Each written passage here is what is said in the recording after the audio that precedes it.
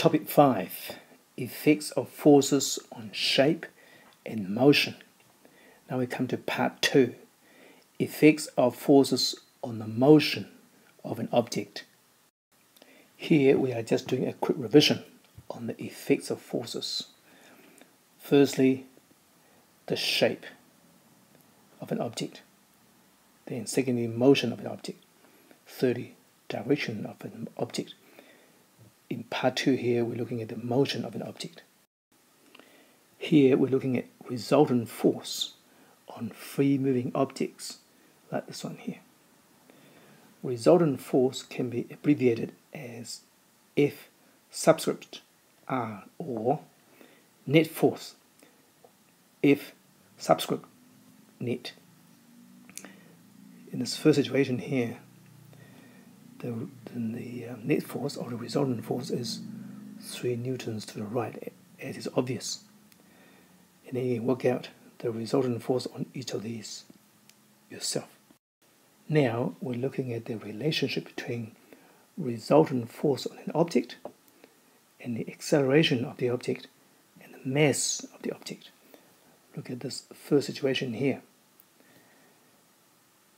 When the force is doubled from 1F to 2F, then it is obvious acceleration will also be doubled. The mass is kept constant, same mass.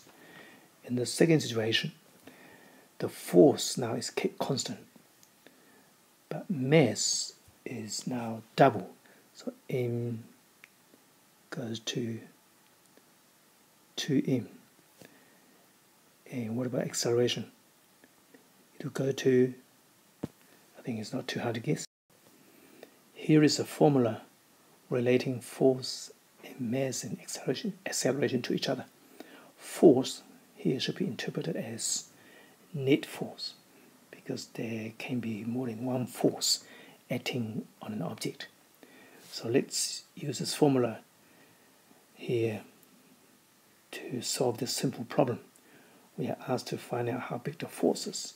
So we should write F, let's have net force equal to ma.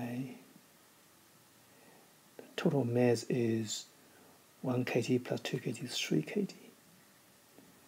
Acceleration is 4, so it's 12 newtons. Try this on yourself. You will have to rearrange a formula like this. A equal to F net over mass. I'll leave the rest to you.